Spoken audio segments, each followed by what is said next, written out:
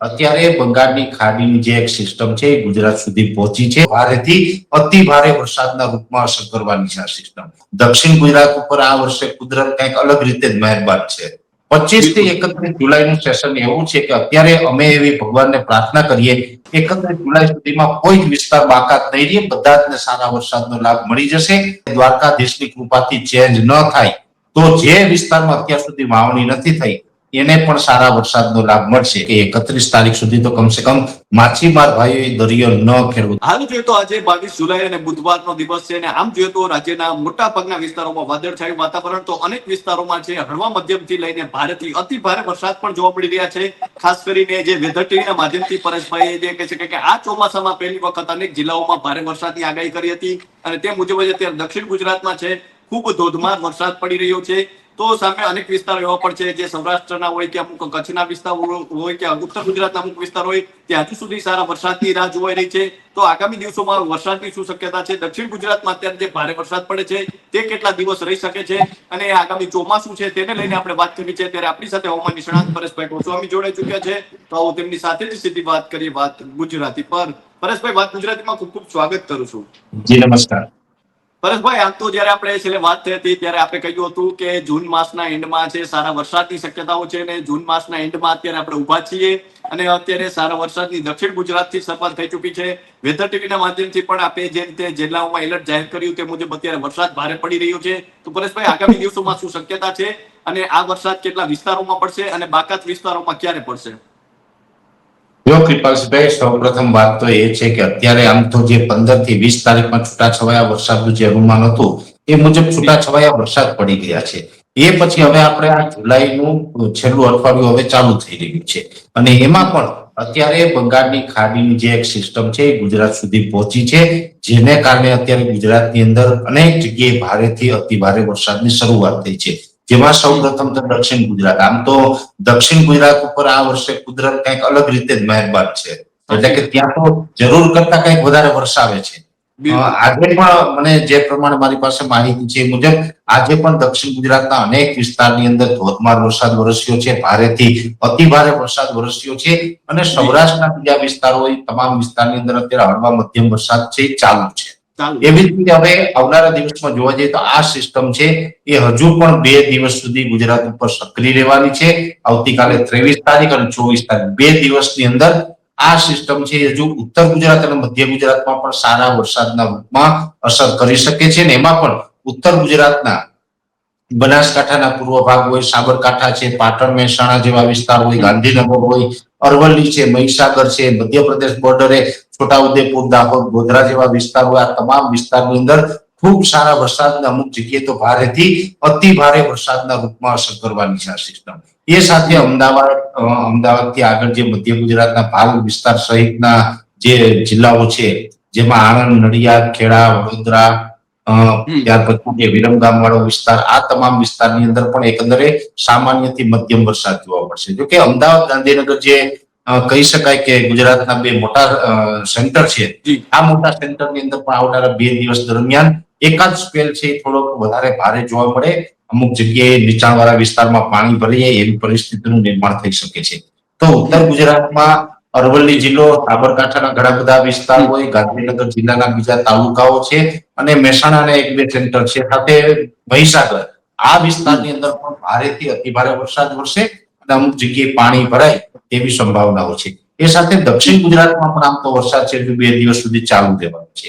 એ પછી જે દક્ષિણ ગુજરાત બાદ જે આપણે અખાત છે, ખંભાતનો અખાત, એને લાગુ બોટાદ, ભાવનગર અને અમરેલી જિલ્લો છે, એમાં પણ એકંદરે વરસાદનું પરફોર્મન્સ આવનારા 2 દિવસ દરમિયાન ખૂબ સારું રહેવાનું છે. એટલે આ રીતે હવે આવનારા 2 દિવસથી પસાર થવાના છે. એ પછી 25 થી 31 જુલાઈનો રાઉન્ડ આવશે કે જે જુલાઈ મહિનાનો છેલ્લો રાઉન્ડ હશે. એની અંદર પણ સાર્વત્રિક ઓલ ઓવર ગુજરાત લેવલે વરસાદની સંભાવનાઓ છે. એટલે આમ તો કૃપાલસિંહભાઈ જોવા જઈએ તો આજથી લઈ અને 31 જુલાઈ એટલે કન્ટિન્યુ વરસાદ ચાલુ જ રહેવાના છે, ગેપ નથી મળવાનો. જોવાનું એ છે કે હવે આ જે વિસ્તારમાં છે એમાં તો છે ઝાપટાથી પણ ઘણો સારો વરસાદ પડ્યો છે એટલે બહુ વાંધો નથી, પણ જ્યાં વાવણી પણ નથી થઈ હજુ એ વિસ્તાર ચોક્કસથી હજુ એ ખેડૂત ચિંતામાં છે. 25 થી 31 જુલાઈનું સેશન એવું છે કે અત્યારે અમે એવી ભગવાનને પ્રાર્થના કરીએ, અત્યારે જે સિસ્ટમ અમે અલગ અલગ મોડેલોના આધારે જે અમે પ્રિડિક્શન કરી રહ્યા છીએ, સેટેલાઇટના માધ્યમથી અમે ચેક કરી રહ્યા છીએ, એમાં જે સિસ્ટમનો ટ્રેક છે એ દ્વારકાધીશની કૃપાથી ચેન્જ ન થાય તો જે વિસ્તારમાં અત્યાર સુધી વાવણી નથી થઈ એને પણ સારા વરસાદનો લાભ મળશે. એની અંદર ઉત્તર સૌરાષ્ટ્રના ભાગ, એ સાથે કચ્છ જિલ્લો અને દ્વારકા, જામનગર, પોરબંદર, આની અંદર પણ સારા વરસાદના સંકેતો અત્યારે લાગી રહ્યા છે. પણ હજુ આપણે કહી શકાય કે ભગવાન, અંતે તો ભગવાનના હાથમાં છે. આપણે ટેકનોલોજીના આધારે પ્રિડિક્શન કરીને આપણા અનુભવના આધારે એક અનુમાન આપતા હોય છે. પણ દ્વારકાધીશની કૃપા થાય તો આ સિસ્ટમનો ટ્રેક ચેન્જ ન થાય તો લગભગ 31 જુલાઈ સુધીમાં કોઈ જ વિસ્તાર બાકાત નહીં રહે, બધા જ સારા વરસાદનો લાભ મળી જશે. ખાસ કરીને આમાં અમુક સમય અમુક વિસ્તારમાં થંડરસ્ટોર્મ એક્ટિવિટી થશે. જે વિસ્તારમાં થંડરસ્ટોર્મ એક્ટિવિટી થાય ત્યાં સ્વાભાવિક રીતે ગાજવીજ અને થોડુંક પવનનું પ્રમાણ છે વધુ જોવા મળે. એટલે આ પ્રકારના વરસાદ પણ અમુક જગ્યાએ સંભવ છે. એટલે હજુ 31 તારીખ સુધી ઓલ ઓવર ગુજરાતમાં આપણે વરસાદ અલગ અલગ વિસ્તારોમાં પડતો જ રહેશે અને સારો વરસાદ પણ પડશે. જોકે એક વાત ફાઇનલ છે કે આપણે ઘણા સમયથી અનુમાન આપતા હતા કે આ વર્ષે જે વરસાદની ઘટ રહેવાની છે, જોકે ચોમાસું નબળું તો નથી થવાનું. કૃપાલસિંહભાઈ, મને યાદ છે ત્યાં સુધી આપણે વાત ગુજરાતીના માધ્યમથી તમે ને હું લગભગ એપ્રિલ અને મે મહિનામાં ચર્ચા કરતા હતા, જ્યારે અલ્નીનોનો એક ડર ઉભો થયો હતો. ત્યારથી પણ આપણે એક વાત કરતા હતા કે ગુજરાતમાં ચોમાસું કમસે કમ નબળું નથી થવાનું. ભલે થોડું બહુ ટકાવારીમાં ફેરફાર થાય પણ ચોમાસું નબળું નથી થવાનું. અલ્નીનો અત્યારે સક્રિય પણ થયો છે, 2.5 ડિગ્રી તાપમાન ઉંચકાયું, પણ આયોડી પણ હવે ખૂબ પોઝિટિવ ફેઝમાં આવ્યું છે. એમાં પણ હવે છેલ્લા 2 દિવસથી આ બંગાળની ખાડીની સિસ્ટમને કારણે જે મોન્સૂન ધરી ઉત્તર ભારત તરફ ખસી ગઈ હતી, 8 જુલાઈએ જે રાઉન્ડ પૂર્ણ થયો, 8 જુલાઈથી સતત એ મોન્સૂન ધરી ઉત્તર ભારત તરફ હતી, એ પણ અત્યારે નીચે દક્ષિણ તરફ સરકી છે, ગુજરાતથી નજીક આવી છે. એટલે હમણાં ચોમાસું સક્રિય રહેવાનું છે. પણ એક વાત બાકી છે કે દર વર્ષે જે જુલાઈમાં વરસાદ જોવા મળતો હોય એ વરસાદ તો નથી. અને આપણું એક અનુમાન હતું જે વરસાદની ઘટ પડશે એ જૂન અને જુલાઈમાં ઘટ પડશે. તો હવે જૂનમાં આપણે ઘટ જોઈ છે અને જુલાઈમાં પણ ભલે વરસાદ થયો ને આપણે કીધું હતું વરસાદ તો થશે, પણ દર વર્ષે જુલાઈમાં થાય એવો નહીં. તો એ જ વસ્તુ અત્યારે આવીને ઊભી છે. આજે દર વર્ષે થાય એટલો વરસાદ તો જુલાઈમાં નથી. એટલે ઘટ ચોક્કસથી છે, પણ હજુ પણ 31 તારીખ સુધીમાં સારા વરસાદની સાર્વત્રિક રીતે શક્યતાઓ પણ છે. ઠીક છે કે દર વખતે જે જુલાઈ મહિનામાં ડેમ બધા ભરાઈ જતા હોય એ પરિસ્થિતિનું નિર્માણ આ વર્ષે જુલાઈમાં આપણે નથી જોઈ રહ્યા મોટા ભાગના વિસ્તારમાં. પણ ઓગસ્ટમાં પાછું સારું પરફોર્મન્સ રહેશે. એટલે ચોમાસું એકંદર હવે પછીથી આગળ જતા આપણે કન્ટિન્યુ સક્રિય રહેવાનું છે અને મધ્યમથી સારું જ રહેવાનું છે. બહુ ચિંતા જેવું લાગતું નથી. ચિંતા છે તો જે વિસ્તારમાં વરસાદ નથી, પશ્ચિમ સૌરાષ્ટ્ર અને કચ્છ, એના માટે ચોક્કસથી ચિંતા છે. એમને જે હવે વરસાદ પડશે તો પાકની પેટર્ન પણ ચેન્જ કરવી પડશે. કેમ કે મગફળી હોય, કપાસ હોય, આવા પાક માટે તો વાવેતર હવે લેટ થઈ ચૂક્યું છે. એટલે એ ખેડૂતો પછી અડદ, મગ, તલ છે, એરંડા છે, તુવેર છે, અથવા તો બીજા કોઈ એ પ્રકારના પાક ઉપર જાય તેવું કંઈક આયોજન કરવું પડશે. એટલે એ વિસ્તારને થોડુંક ચિંતા છે. બાકી ઓલ ઓવર ગુજરાત માટે હવે સારું જ છે. જી, તો આમ તો પરેશભાઈનો વર્ષોનો કહી શકાય કે અનુભવ છે અને સાથે જ તેમનું જે ટેકનોલોજી આધારિત જે નોલેજ છે તેના આધારે આપણને સતત અને સચોટ માહિતી આપતા રહે છે. અને એટલા માટે લાખો ખેડૂતો છે તેમને વેધર ટીવીના માધ્યમથી પણ સાંભળતા હોય છે. પરેશભાઈ, આપનો અનુભવ છે અને અત્યારે આપ જે રીતે સતત જે ચોમાસાને ટ્રેક કરી રહ્યા છો, તો પરેશભાઈ શું લાગે છે કે અત્યારે જે બંગાળની ખાડીની અરબ સાગર બંનેમાં શું સ્થિતિ છે અને કેટલો એમાં અત્યારે કઈ ફેરફાર જોવા મળી રહ્યો છે કે અત્યારે બંને સક્રિય છે કે કઈ અલગ જોવા મળી રહ્યું છે? જો કૃપાલસિંહભાઈ, બંગાળની ખાડી અને અરબ સાગર બંને અત્યારે સક્રિય છે. અરબ સાગર છે એમાં પણ કરંટ છે અત્યારે. આમ તો હું એવું પણ કહી શકું કે હમણાં થોડા દિવસ માટે એટલે કે 31 તારીખ સુધી તો કમસે કમ માછીમાર ભાઈઓએ દરિયો ન ખેડવો, કેમ કે એમાં થોડુંક તોફાન અને તીવ્રતા જોવા મળી શકે છે. એ સાથે આપણે જોવા જઈએ તો અરબ સાગર સક્રિય થયો, જેને કારણે મોન્સૂન ઓફશોર ટ્રફ હોય છે એ પોઝિટિવ ફેઝમાં આવ્યો છે, જેને કારણે અત્યારે ઘણી જગ્યાએ આ બંગાળની ખાડીની સિસ્ટમને પણ સપોર્ટ મળે છે અને સારા વરસાદ પડી રહ્યા છે. તો અરબ સાગર સક્રિય છે, પણ અત્યારે એના કરતા બંગાળની ખાડી વધુ સક્રિય છે. આમ જોવા જઈએ તો જે 8 જુલાઈ પછીથી જે પરિસ્થિતિનું નિર્માણ થયું હતું એમાં તો ભારતના લગભગ તમામ રાજ્યોની અંદર ચોમાસું નિષ્ક્રિય થઈ ગયું હતું. પણ બંગાળની ખાડી જે રીતે છેલ્લા 2-3 દિવસથી સક્રિય થઈ, તો ઓલ ઓવર ભારતનું ચોમાસું અત્યારે સક્રિય થયું છે. અત્યારે કોઈ રાજ્ય એવું નથી કે જ્યાં વરસાદની ગતિવિધિ ન હોય. ભારતનું ઉત્તરથી દક્ષિણ અને પૂર્વથી પશ્ચિમ તમામ રાજ્યોની અંદર અત્યારે વરસાદી ગતિવિધિ ચાલુ છે. ચોમાસું ફૂલ દરેક જગ્યાએ સક્રિય છે અને આ જ રીતે સક્રિય છે હજુ 31 તારીખ સુધી રહેવાનું છે. એટલે બંગાળની ખાડી અને અરબ સાગર બંને સક્રિય છે અને આવનારા દિવસમાં પણ સક્રિય રહેવાના છે. આ સિસ્ટમ પસાર થાય પછી આની પાછળ હજુ પણ એક નવી સિસ્ટમ છે બંગાળની ખાડીની અંદર સક્રિય થવા જઈ રહી છે. જો કે એ નવી સિસ્ટમ જે સક્રિય થશે એ કયા વિસ્તારને લાભ આપશે એ તો સિસ્ટમ ડેવલપ થઈ અને પછી મૂવમેન્ટ કરે પછી વધારે ખ્યાલ આવશે કે ગુજરાત તરફ આવે છે કે ઉત્તર ભારત તરફ નીકળે છે. પણ આના પછી પણ એક સિસ્ટમ બનવા જઈ રહી છે કે બંગાળની ખાડી અત્યારે અરબ સાગર કરતા પણ થોડી વધારે સ્ટ્રોંગ બની ચૂકી છે એવું આપણે કહી શકાય છે.